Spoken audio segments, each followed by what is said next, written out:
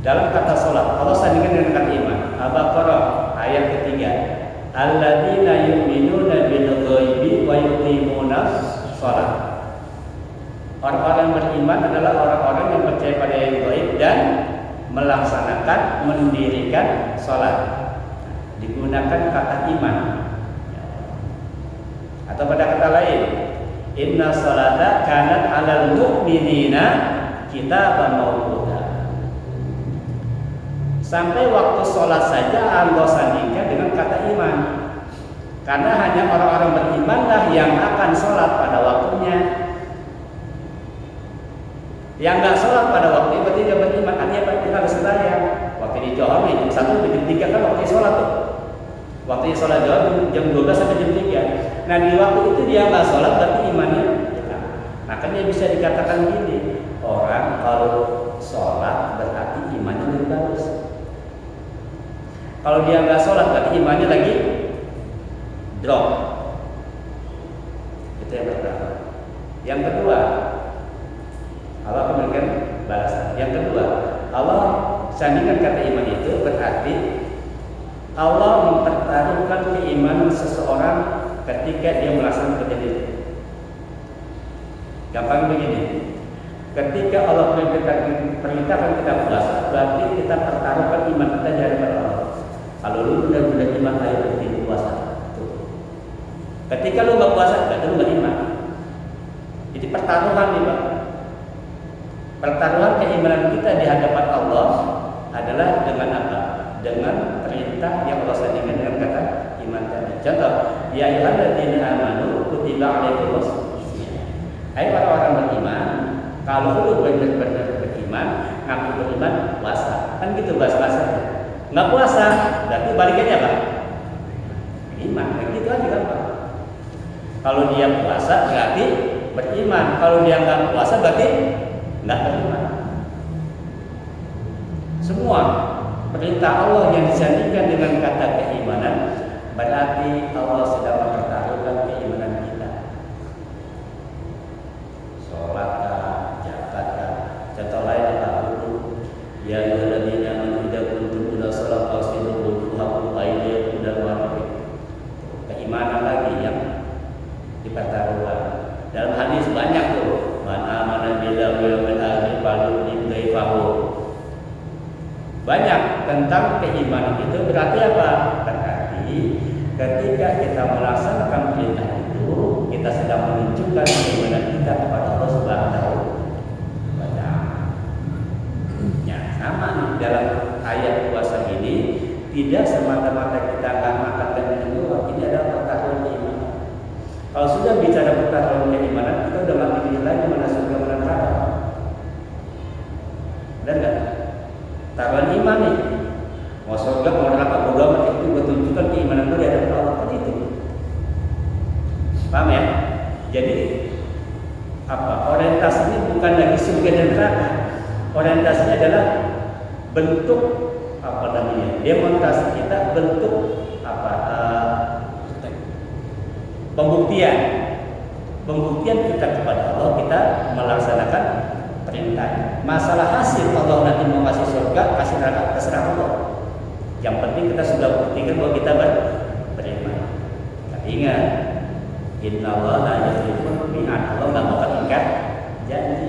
Pasti dikasih surga mah, lu nggak usah minta juga pasti dikasih. Yang penting kerjain aja. Kalau bahasa kita gitu tuh, udah kerjain aja.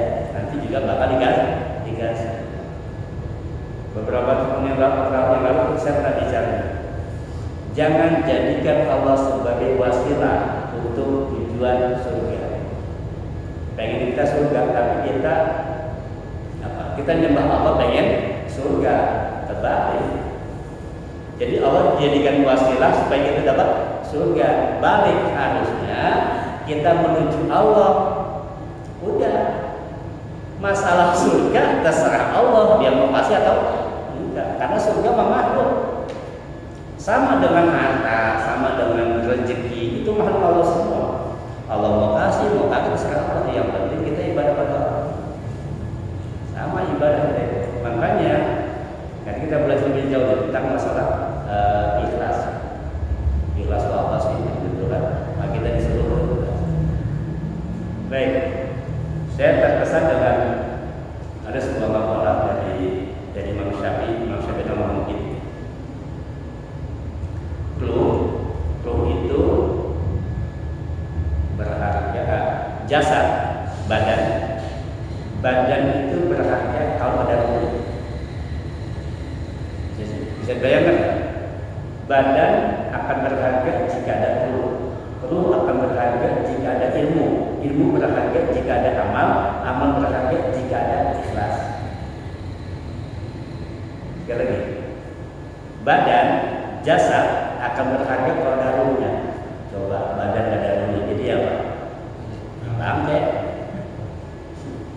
bang. Karena ada ruhnya, maka dia hormati orang. Nah, ruh akan berharga kalau ada ilmunya. Nah, berapa banyak orang hidup, tapi nggak punya ilmu, bodoh, nggak dihargai. Kemudian ilmu berharga kalau ada amal. Berapa banyak orang yang pintar, tapi tidak mau mengamalkan ilmunya. Kalau kita mau muhasabah lebih dalam, di dalam otak pikiran kita nih, perbendaharaan baik atau pekerjaan baik dengan yang kita kerjakan lebih baik yang dipikir apa yang dikerjain?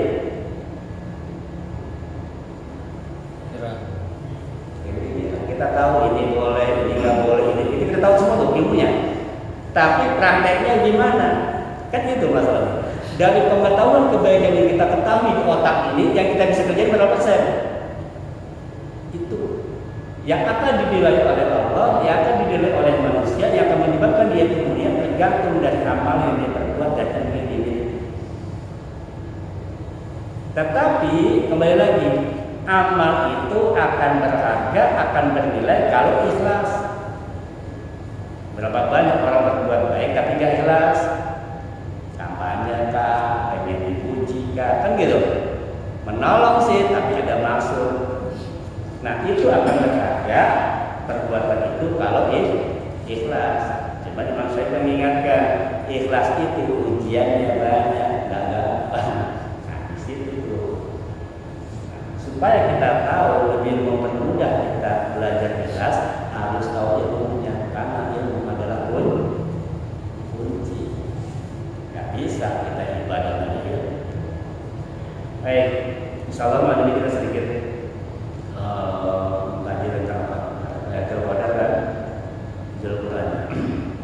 Sebelum kita lanjut, saya akan menjawab sedikit pertanyaan dari Pak Mufti kemarin masalah bonus witir.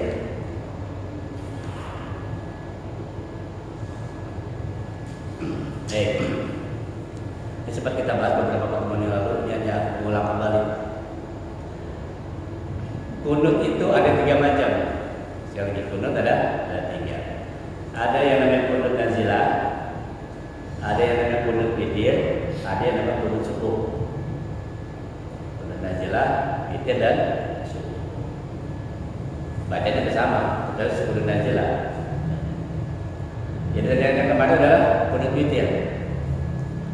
Kenapa kunut witir itu kita baca di malam ke-16, gitu kan ya? Pertengahan. Baik. Masalah kunut witir ini sebenarnya bukan cuma fenomena sekarang. Di zaman sahabat pun sudah ada perbedaan tentang praktek kunut witir. Dalam sebuah hadis disebutkan, ada yang meriwayatkan bahwa Rasulullah itu tidaklah witir kecuali kunut. Pertanyaannya, Rasulullah witir kapan?